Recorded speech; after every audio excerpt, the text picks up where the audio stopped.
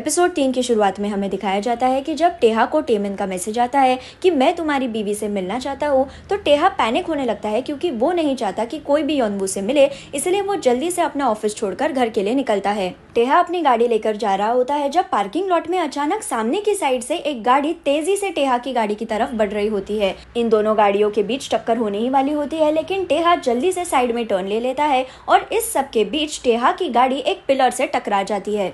इस क्रैश के वजह से टेहा को चोट लग जाती है, लेकिन फिर भी वो होंग को कॉल करके नई गाड़ी मंगवाता है ताकि वो घर जा सके। और फिर हमें दिखाया जाता है कि पार्किंग लॉट में कोई तो छुप छुप के टेहा पे नजर रख रहा है और हम समझ जाते हैं कि ये एक्सीडेंट किसी ने जानबूझकर करवाया है। पिछले एपिसोड की एंडिंग में हमें दिखाया गया था कि मिन और टेमिन दोनों भी टेहा के घर पे आ गए हैं और मिन योनवू से बात करती है, उसके चेहरे को हाथ लगाने जाती है, लेकिन उतने में वहाँ पे टेहा आ जाता है। टेहा मिन के हाथ को पकड़ लेता है और उसे योनवू से दूर करते हुए पूछता है कि तुम दोनों मेरे घर में मेरे परमिशन के बगैर कैसे आ गए। तो मिन हंसते हुए कहती है कि तुम ऐसी बातें क्यों कर रहे हो, मैं तो मेरी प्यारी बहू से मिलने आई हूँ। टेहा कहता है कि तुम्हारी ये एक्टिंग बंद करो, मेरी असली माँ पहले ही गुजर गई है। और मिन कहती है कि तुम्हारे इसी एटीट्यूड के वजह से तुम्हारे दादाजी हमेशा परेशान रहते हैं, उन्हें चिंता लगी रहती है कि तुम बिजनेस कैसे संभालोगे, इसलिए उन्होंने तुम्हारी ओर से मुझे रिक्वेस्ट की है कि मैं फ्लावर्स एंड बटरफ्लाइज एग्जीबिशन तुम्हें मैनेज करने दे दूं। टेहा बोलता है कि मुझे किसी की मदद की जरूरत नहीं है, ये रिक्वेस्ट करना, भीख मांगना, ये तुम्हारा कैरेक्टर होगा, मेरा नहीं। और अगर तुम्हारा काम यहाँ पे खत्म हो गया है तो तुम दोनों मेरे घर से अभी के अभी निकल जाओ।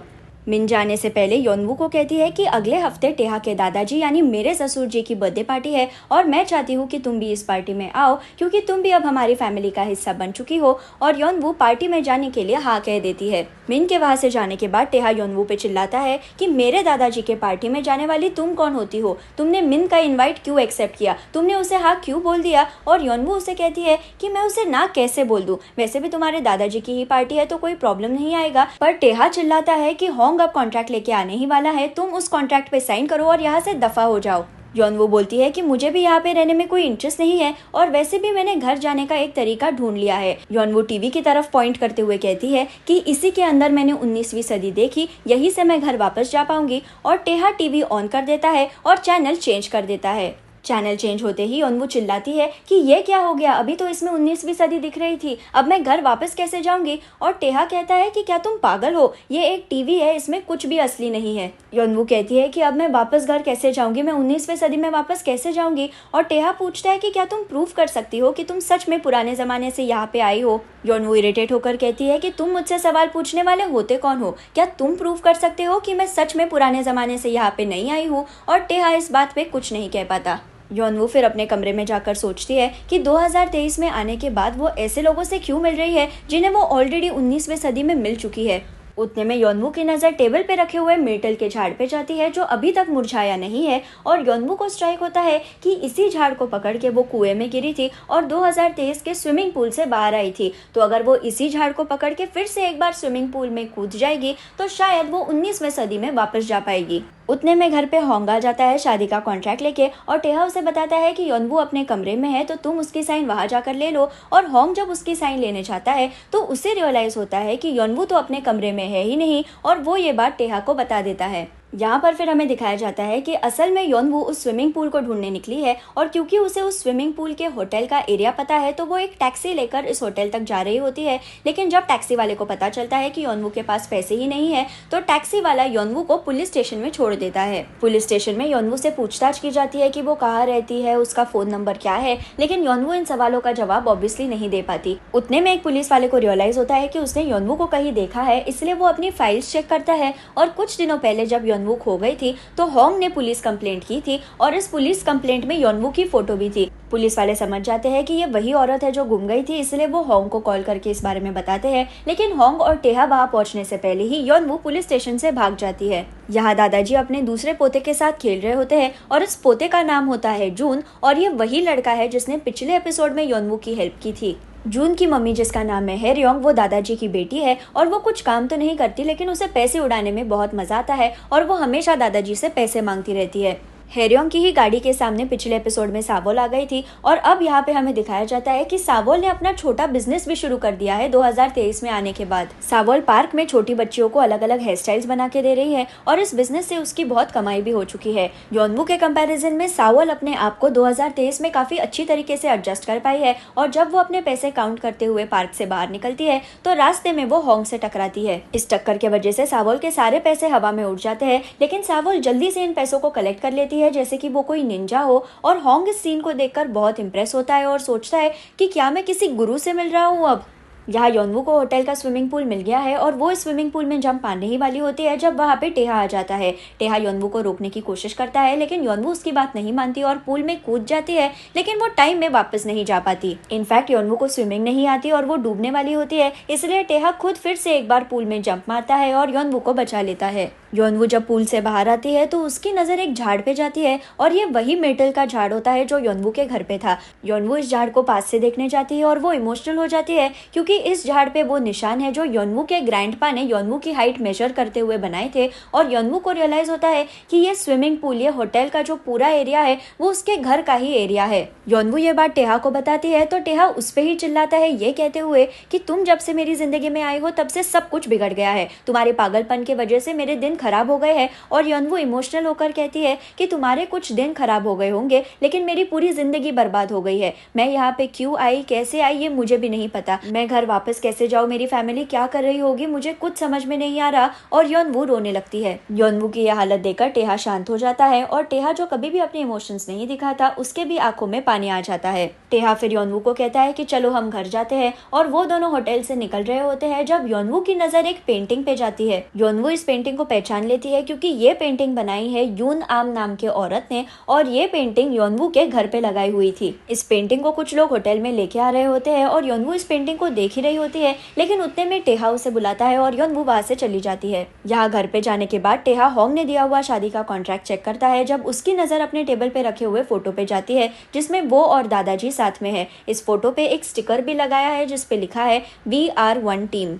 हमें फिर यहाँ पे टेहा की बचपन की स्टोरी दिखाई जाती है। टेहा के माँ बाप के गुजरने के बाद ग्रैंडपा ने टेहा से कहा था कि मेरे पास अब दुनिया में तुम्हारे सिवाय और कोई नहीं है, हम दोनों को साथ में रहना है, हम दोनों को एक दूसरे पे विश्वास करना है, हम दोनों एक टीम है, इसलिए हमें एक दूसरे को प्रोटेक्ट करना है, एक दूसरे की केयर करनी है। दादाजी ने ये बात कहने पर टेहा को एक स्टिकर दिया जिसपे लिखा था वी आर वन टीम और ऐसा ही स्टिकर दादाजी ने खुद के पास भी रखा और यही स्टिकर टेहा ने आज तक अपने पास संभाल के रखा है। अपने दादाजी के बारे में सोचकर टेहा को रियलाइज होता है कि अगर उसे अपने दादाजी को सच में खुश देखना है तो उसे अपने कॉन्ट्रैक्ट वाली झूठी शादी कुछ और टाइम के लिए चलानी होगी और इसलिए टेहा योनवू को कहता है कि हमें एक और महीने के लिए शादीशुदा होने की एक्टिंग करनी होगी। टेहा कहता है कि एक महीने के लिए तुम्हें मेरे हिसाब से जीना होगा, मेरी फैमिली से दूर रहना होगा और तुम्हारी 19वीं सदी की बातें बंद करनी होंगी और जैसे ही एक महीना खत्म हो जाए तुम्हें मेरे घर से निकलना होगा। योनवू बोलती है कि मैं ये सब कुछ करने के लिए तैयार हूँ, लेकिन बदले में तुम्हें मेरी हेल्प करनी होगी ताकि मैं घर वापस जा सकूँ। और टेहा ये बात मान लेता है। टेहा अपना हाथ आगे बढ़ाता है शेक हैंड करने के लिए क्योंकि अब उसके और योनवू के बीच एक नई डील शुरू हो गई है,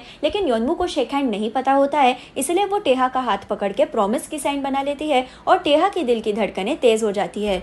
कुछ दिनों बाद टेहा और दादाजी मिलते हैं और टेहा दादाजी को बताता है कि वो फ्लावर्स एंड बटरफ्लाइज एग्जीबिशन नहीं मैनेज करना चाहता। दादाजी पूछते हैं कि क्यों नहीं करना चाहते तुम मैनेज, क्या तुम उस मिन से डर रहे हो? तो टेहा कहता है कि इसमें डरने का कोई सवाल ही नहीं उठता, मुझे लगता है कि मेरा काम, मेरा पोटेंशियल मैं इस एग्जीबिशन के बिना भी दिखा सकता हूँ, इसलिए मैं इसमें इन्वॉल्व नहीं होना चाहता। दादाजी पूछते हैं कि इस फ्लावर्स एंड बटरफ्लाइज एग्जीबिशन का फायदा क्या है, तो टेहा उसे बताता है कि यूएस एम्बेसडर की बीवी को आर्ट बहुत पसंद है और इस एग्जीबिशन से अगर वो इम्प्रेस हो गई तो एसएच कॉर्पोरेशन को न्यूयॉर्क में ऑफिस खोलने की परमिशन मिल जाएगी। दादाजी कहते हैं कि तुम्हें इतना नॉलेज है हमारे बिजनेस के बारे में, हमारे कंपनी के बारे में, और अगर तुमने ये एग्जीबिशन मैनेज नहीं किया तो तुम मुझे प्रोटेक्ट नहीं कर पाओगे, खुद को प्रोटेक्ट नहीं कर पाओगे और कंपनी को भी प्रोटेक्ट नहीं कर पाओगे। दादाजी की इन बातों से टेहा कन्विंस हो जाता है और flowers and butterflies exhibition manage करने के लिए तैयार होता है। यहाँ योनवू घर पे अकेली होती है जब ऑटोमेटिक रोबोट वैक्यूम क्लीनर अपने आप चलने लगता है और योनवू उसे देखकर इतनी घबरा जाती है कि वो घर से बाहर भाग जाती है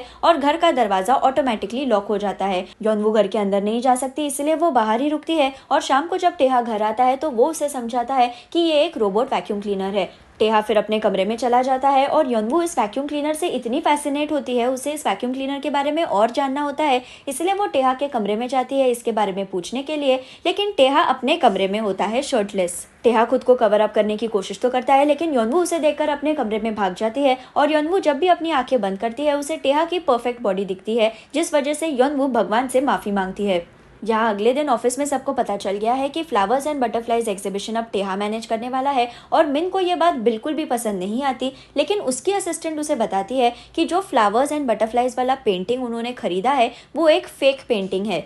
अगर आपको याद होगा तो पिछले एपिसोड में मिन यून नाम के एक आदमी से मिलने गई थी और यून ने फ्लावर्स एंड बटरफ्लाइज पेंटिंग मिन को बेचा, लेकिन अब मिन को पता चल रहा है कि उसने जो पेंटिंग खरीदा वो एक झूठी कॉपी है। असली फ्लावर्स एंड बटरफ्लाइज पेंटिंग बनाने वाली आर्टिस्ट का नाम है यून नाम और यूएस एम्बेसडर की बीवी यून नाम के आर्ट स्टाइल की बहुत बड़ी फैन है। और अगर उसे पता चल गया कि एग्जीबिशन में लगाई हुई flowers and butterflies painting fake है तो एसएच कॉर्पोरेशन का जो सपना है न्यूयॉर्क में ऑफिस खोलने का वो पूरी तरह से बर्बाद हो जाएगा। असिस्टेंट मिन को पूछती है कि उस फेक पेंटिंग के साथ अब हम क्या करें, क्योंकि एग्जीबिशन कुछ ही दिनों में होने वाला है। तो मिन हंसते हुए कहती है कि उस पेंटिंग को वही रहने दो, किसी को भी मत बताओ कि वो फेक पेंटिंग है। एनीवेज अब टेहा इस पूरे प्रोजेक्ट को संभाल रहा है, अगर कुछ गलत हो गया तो सब लोग टेहा पे ही इल्जाम लगाएंगे, टेहा को ही एम्बेरसमेंट होगी। यहाँ टेमिन बहुत दिनों के बाद अपने घर जाता है तो मिन उसे कहती है कि तुम काम करने के लिए मेरे ऑफिस में आ जाओ और टेमिन उसे मना कर देता है ये कहते हुए कि मुझे काम करना पसंद नहीं। मिन कहती है कि अगर तुम्हें तुम्हारे दादाजी के प्रॉपर्टी का हिस्सा चाहिए तो तुम्हें काम करना ही होगा और टेमिन कहता है कि दादाजी तो एनीवेज पूरी प्रॉपर्टी और पूरा एसएच कॉर्पोरेशन टेहा को ही देने वाले हैं,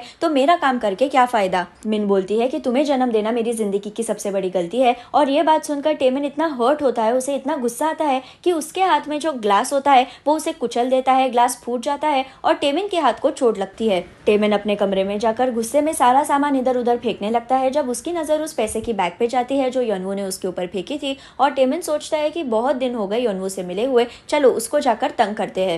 यहाँ योनवू घर से बाहर आ गई होती है कुछ स्नैक्स खरीदने के लिए, लेकिन उसी वक्त वहाँ पे टेमिन आ जाता है और टेमिन योनवू को कहता है कि मेरे साथ चलो, मैं तुम्हें कहीं लेके जाता हूँ। योनवू उसके साथ जाना तो नहीं चाहती, लेकिन थोड़ी देर सोचने के बाद वो टेमिन के साथ जाने के लिए तैयार होती है। टेमिन योनवू को लेकर एसएच कॉर्पोरेशन के मॉल में आ जाता है और योनवू को ये बात पता नहीं होती। वो टेमिन से पूछती है कि हम कहाँ आए हैं, तो टेमिन उसे कहता है कि तुम्हारा पति कहाँ काम करता है ये भी तुम्हें नहीं पता, ये पूरी बिल्डिंग एसएच कॉर्पोरेशन की है, यही पे टेहा काम करता है। ये बात जानते ही योनवू वहाँ से जाना शुरू करती है क्योंकि टेहा ने डील में बताया था कि मेरे काम में तुम इंटरफेयर नहीं करोगी, लेकिन टेमिन योनवू को पकड़ लेता है और कहता है कि तुमने अगर ज्यादा नाटक किया तो मैं तुम्हें मेरी मम्मी के पास लेके जाऊंगा। योनवू जोर से टेमिन के हाथ को साइड में फेंक देती है और टेमिन जिसको ऑलरेडी चोट लगी है वो अपने हाथ को दर्द में पकड़ रहा होता है। योनवू की नजर उसकी चोट पे जाती है और योनवू से पूछती है कि ये कैसे हो गया। योनवू फिर टेमिन को एक कोने में लेके जाती है और अपने बालों में लगाई हुई रिबन निकालकर टेमिन के हाथ को उससे लपेट देती है। इस सीन में टेमिन के एक्सप्रेशंस देखकर ऐसे लगता है जैसे कि उसे योनवू से प्यार हो गया है,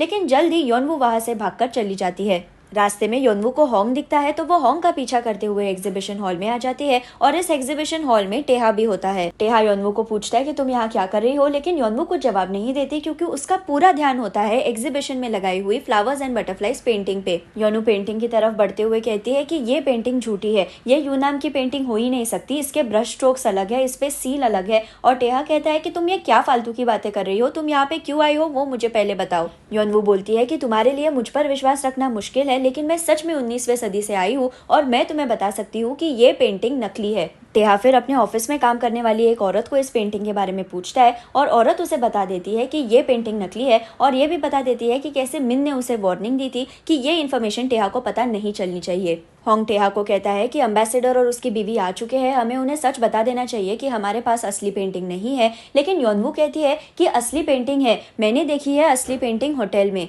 वो प्लान बनाते हैं कि होंग एम्बेसडर और उसकी बीवी को एंटरटेन करेगा, आधे घंटे के लिए वो उन्हें कैसे भी डिस्ट्रैक्ट कर लेगा और उतने टाइम में टेहा और योनवू होटल जाकर असली पेंटिंग को ढूंढ निकालेंगे। होंग एम्बेसडर और उसकी बीवी के लिए टी पार्टी रखता है जिससे वो दोनों इम्प्रेस हो जाते हैं, लेकिन ये खबर मिन तक पहुंच जाती है। मिन को जैसे ही पता चलता है कि टेहा टी पार्टी में नहीं है, उसे शक होता है कि शायद टेहा को पता चल गया है कि पेंटिंग असली नहीं है और इसलिए वो एम्बेसडर और उसकी बीवी को डिस्ट्रैक्ट कर रहा है, टाइम पास करवा रहा है ताकि वो कुछ ना कुछ सोल्यूशन ढूंढ के निकाले। और मिन सोचती है कि इसी मौके का फायदा वो उठा सकती है और मिन जल्दी से टी पार्टी में चली जाती है। मिन खुद को इंट्रोड्यूस करती है और एम्बेसडर को कहती है कि मेरे साथ चलिए, हम सब मिलकर एग्जीबिशन देखेंगे। और होंग उसे रोकने की कोशिश तो करता है, लेकिन मिन जबरदस्ती एम्बेसडर्स को अपने साथ एग्जीबिशन हॉल में लेके जाती है। एम्बेसडर और उसकी बीवी सारे पेंटिंग्स देखते हैं और फाइनली वो फ्लावर्स एंड बटरफ्लाइज पेंटिंग देखने आते हैं, जिसके लिए एम्बेसडर की बीवी बहुत एक्साइटेड होती है, लेकिन शोकेस के अंदर पेंटिंग नहीं होती। बीवी कंफ्यूज होकर पूछती है कि पेंटिंग कहाँ है, तो मिन कहती है कि पेंटिंग में कुछ गड़बड़ हो गई है, ये पूरी सिचुएशन मैं आपको एक्सप्लेन करती हूँ, आप दोनों मेरे साथ ऑफिस में चलिए। और मिन और एम्बेसडर्स उसके ऑफिस में जाने ही वाले होते हैं, लेकिन अचानक एग्जीबिशन हॉल का दरवाजा खुलता है और सामने से चल के आता है टेहा। टेहा खुद को इंट्रोड्यूस करवाता है और कहता है कि एम्बेसडर की बीवी को जो पेंटिंग देखनी थी वो पेंटिंग मैंने यहाँ पे लाई है। और टेहा सबको फ्लावर्स एंड बटरफ्लाइज की ओरिजिनल पेंटिंग जो यूनाम ने बनाई है वो दिखाता है। यहाँ पर फिर हमें बताया जाता है कि टेहा और योनवू जब होटल में गए पेंटिंग को ढूंढने के लिए, तो उन्हें पता चला कि होटल वाले पेंटिंग्स और पुराने आर्टिफैक्ट्स को किसी गोडाउन में रख देते हैं, जहाँ पे सामान ढूंढना बहुत मुश्किल है। उतने में टेहा को होंग का भी कॉल आया था, जिसने उसे बताया कि कैसे मिन एम्बेसडर और उसकी बीवी को अपने साथ लेके जा रही है। और टेहा ने ऑलरेडी गिव अप कर दिया था और वो बिना पेंटिंग लिए ही एग्जीबिशन हॉल में वापस जाने वाला था, लेकिन योनवू ने उसे रोका, ये कहते हुए कि पहले हम पेंटिंग ढूंढ लेंगे, बाकी की सिचुएशन हम बाद में भी हैंडल कर सकते हैं। और योनवू ने खुद इस पूरे गोडाउन में उस पेंटिंग को ढूंढ के निकाला। टेहा का प्लान सक्सेसफुल हो गया, एम्बेसडर इंप्रेस हो गया। उतने में दादाजी और एसएच कॉर्पोरेशन के बाकी के डायरेक्टर्स वहां पे आ गए। सब ने टेहा की बहुत ज्यादा तारीफ की और सब लोग खुश थे, क्योंकि अब एसएच कॉर्पोरेशन न्यूयॉर्क में ऑफिस खोल सकता है। इस बात से लेकिन मिन को बहुत तकलीफ होती है, उसे गुस्सा आता है, उसका खून खौल उठता है, क्योंकि फ्लावर्स एंड बटरफ्लाइज इवेंट वो मैनेज करने वाली थी, लेकिन दादाजी ने उससे ये छीन लिया और अब सारे लोग टेहा की तारीफ कर रहे हैं। उतने में मिन की असिस्टेंट आकर उसे एक औरत की फोटो दिखाते हुए कहती है कि ये औरत है असली वनेसा, जिससे टेहा शादी करने वाला था। और ये बात जानते ही मिन, जो गुस्से से पागल हो रही थी, वो शांत हो जाती है, क्योंकि उसे एक और अपॉर्चुनिटी मिल गई है टेहा को खत्म करने की। योनवू की वजह से टेहा की इज्जत बच गई, इसलिए टेहा योनवू को डिनर पे लेके जाता है और उससे पूछता है कि तुम्हें कैसे पता चला कि पेंटिंग फेक है। योनवू कहती है कि यूनाम जिसने फ्लावर्स एंड बटरफ्लाइज पेंटिंग बनाई वो मेरी दोस्त थी, वो बहुत ज़्यादा टैलेंटेड थी, उसमें बहुत कला थी, लेकिन वो बहुत गरीब थी। यूनाम की बेटी की शादी थी, लेकिन वो अपनी बेटी के लिए कपड़े भी नहीं खरीद सकती थी, उसकी सिचुएशन इतनी खराब थी। यूनाम ने मुझे कुछ पैसे दिए और अपने खुद के बनाए हुए डिजाइन मुझे दिखाए और मैंने यूनाम के ही डिजाइन से उसकी बेटी के शादी का आउटफिट बना दिया। यूनाम इतनी टैलेंटेड थी, लेकिन उसके पास मेरी तरह पैसे नहीं थे, वो बड़े खानदान से नहीं आती थी, इसलिए मुझे उसके लिए बुरा लगता था। उसने जब मुझे flowers and butterflies painting gift में दी, तो उस पेंटिंग को मैंने बहुत अच्छे से अपने घर पे रखा। यूनाम की पेंटिंग्स हमेशा लाइट रहती थी, क्योंकि वो पेंट यूज करने से हिचकिचाती थी। मैंने उसे कहा था कि मैं तुम्हें पेंट्स खरीद के दूंगी, लेकिन फिर भी यूनाम कभी भी अपने पेंटिंग्स डार्क नहीं बनाती थी। ये पूरी स्टोरी बताने के बाद योनवू टेहा की तरफ देखती है और टेहा उसकी तरफ ऐसे देखता है जैसे कि उसने कोई पागल इंसान से बात की हो। योनवू फिर टेहा को ड्रिंक्स मांगती है और टेहा पीने से मना कर देता है, इसलिए सारी शराब अकेले योनवू पी जाती है। डिनर होने के बाद योनवू को नशा चढ़ गया होता है और वो टेहा को कहती है कि हम अनजान होने के बावजूद भी तुमने मुझे स्विमिंग पूल से बचाया, इसलिए मैं तुम्हारे लिए कुछ अच्छा करना चाहती थी और आज मुझे वो करने का मौका मिला। टेहा कहता है कि इसमें कोई बड़ी बात नहीं है, हमारे कॉन्ट्रैक्ट में लिखा ही है कि हम दोनों एक दूसरे को हेल्प करेंगे। लेकिन टेहा की बात पूरी होने से पहले ही योनवू अपना सिर टेहा के कंधे पे रख देती है और सो जाती है। टेहा फिर योनवू को उठाकर घर पे लेके आता है और उसे सोफे पे रख देता है, पर थोड़ी ही देर में योनवू उठ जाती है, क्योंकि उसे प्यास लगी होती है और वो किचन में जाकर पानी पी लेती है। किचन से बाहर आते वक्त योनवू को टेबल पे प्लग दिखता है, लेकिन उसे पता नहीं होता कि ये प्लग है और वो नशे में होती है, इसलिए उसे लगता है कि प्लग के 2 होल्स आंखें हैं और वो उसे चिढ़ा रहे हैं। योनवू प्लग को देखकर कहती है कि तुम कौन हो, तुम क्यों मुझे चिढ़ा रहे हो, तुम्हारी इतनी हिम्मत कि तुम मेरी तरफ ऐसे देखो, रुको मैं तुम्हें अच्छा सबक सिखाती हूँ। और योनवू 2 चॉपस्टिक्स उठा लेती है प्लग के अंदर डालने के लिए, लेकिन उतने में वहाँ पे टेहा आ जाता है, जो योनवू को रोकने की कोशिश तो करता है, लेकिन योनवू ऑलरेडी चॉपस्टिक्स इस प्लग में डाल देती है, जिसके वजह से स्पार्किंग होती है और घर की लाइट चली जाती है। इस स्पार्किंग के बीच ही टेहा जल्दी से योनवू को साइड में खींच लेता है और वो दोनों नीचे गिर जाते हैं और योनवू टेहा के ऊपर होती है, जो उसे देखकर मुस्कुराती है। योनवू को अपने 19वीं सदी के टेहा की याद आती है, जिसके दिल की धड़कनें तेज हो जाती है थोड़ी सी नजदीकियों से, और योनवू 2023 के टेहा के दिल पे हाथ रखते हुए पूछती है कि तुम्हारा दिल इतनी तेजी से क्यों धड़क रहा है। टेहा कुछ कह नहीं पाता और योनवू कहती है कि उस वक्त तुम मुझे छोड़ के चले गए थे, लेकिन इस बार मैं तुम्हें कहीं पे भी नहीं जाने दूंगी। और योनवू टेहा को किस कर लेती है और यहाँ पर एपिसोड 3 खत्म हो जाता है। अगर आपको मेरा वीडियो पसंद आए तो उसे लाइक ज़रूर कीजिए और मेरे चैनल को सब्सक्राइब करना ना भूलें। Thank you.